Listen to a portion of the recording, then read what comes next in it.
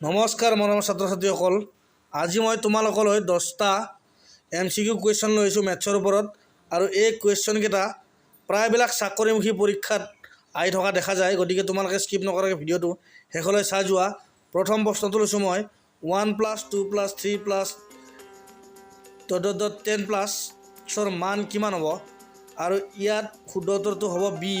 এইটো কেনেকৈ হ'ব মই বুজাই দিছোঁ। এটা সূত্ৰ আছে n × n + 1 / 2। এইটো সূত্ৰত তোমালোকে 10 × 10 + 1 কৰি দুটা পূৰণ কৰি লাষ্টত 2ৰে হৰণ কৰিলে এনচাৰটো 55 ওলাব।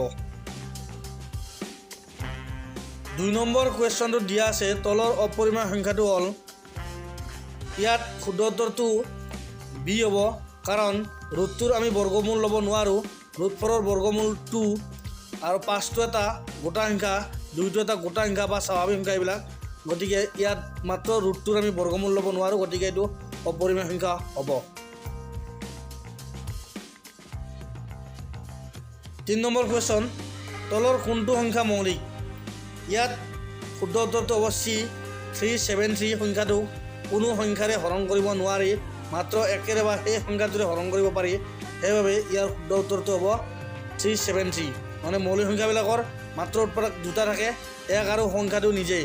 গতিকে 373 কোনো সংখ্যাৰে হৰণ নাযায়, 1 আৰু সেই সংখ্যাটোৰে মাত্ৰ হৰণ যায়। 4 নম্বৰ কুৱেশ্যন, 4, 16, 36, 62, 100 ইহঁতৰ অমিলটো হ'ব।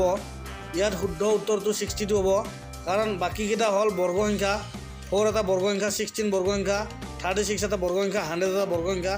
কিন্তু 3 নম্বৰ অপশ্যনটো 62টো কোনো বৰ্গ সংখ্যা নহয়, গতিকে ইয়াৰ শুদ্ধ উত্তৰটো এনচাৰ চি হ'ব।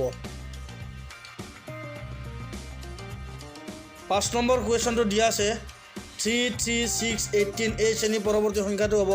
ইয়াৰ শুদ্ধ উত্তৰটো হ'ব 72। তাৰমানে প্ৰথমতে ওলোৱা হৈছে 3 × 1, 3 × 3, 3 × 2 = 6, আৰু 6 × 3 = 18, আৰু 18 × 4 সমান কিমান হ'ব? 72 হ'ব, 72 হ'ব। মানে 18ৰ লগত এবাৰ 4 পূৰণ কৰিব লাগিব। গতিকে তেনেকৈ হ'ব মানে ছিষ্টেমটো। 6 নম্বৰ কুৱেশ্যন, 169, 144, 121, 82, 64, 49ৰ অমিল সংখ্যাটো হ'ব। ইয়াত ডেফিনেটলি আমি ক'ব পাৰোঁ যে 82 সংখ্যাটো হ'ব, কাৰণ বাকীকেইটা গোটেইকেইটা বৰ্গ সংখ্যা, ইয়াত মাত্ৰ 82টো বৰ্গ সংখ্যা নহয়। 82ৰ আমি কোনো ধৰণৰ বৰ্গ ল'ব নোৱাৰোঁ, গতিকে 82টো ইয়াত শুদ্ধ উত্তৰ হ'ব। আগবাঢ়িছোঁ এবাৰ পৰৱৰ্তী প্ৰশ্নলৈ। 7 নম্বৰ কুৱেশ্যন, প্ৰথম 15টা স্বাভাৱিক সংখ্যাৰ যোগফল।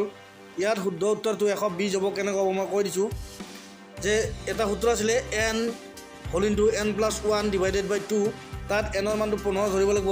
গতিকে 15 × 15 + 1 / 2 কৰিলে আমি শুদ্ধ উত্তৰটো 120 পাম।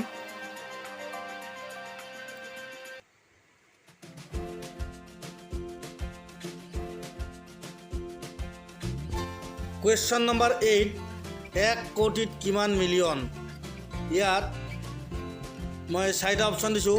Option A 10 million, B 100 million, C 1 million, আৰু ডি 1000 মিলিয়ন। গতিকে ইয়াৰ শুদ্ধ অপশ্যনটো হ'ব আমাৰ অপশ্যন নম্বৰ এ 10 মিলিয়ন। গতিকে মনত ৰাখিবা যে 1 কোটিত কিমান হয়? 10 মিলিয়ন।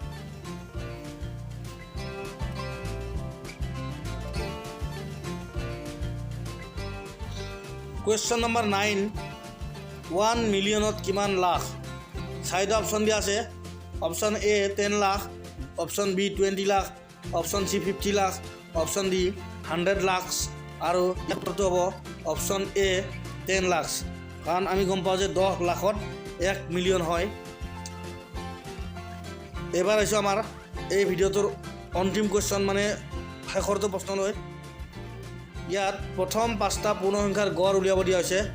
প্ৰথম 5টা পূৰ্ণ সংখ্যা আমি গম পাব লাগিব যে 0, 1, 2, 3, 4 এই 5টাক যদি আমি একেলগে যোগ কৰি লওঁ তেতিয়াহ'লে তাৰ যোগফল আমি 10 পাম, আৰু 10ক আমি 5ৰে হৰণ কৰিলে তাৰ হৰণফল আমি 2 পাম।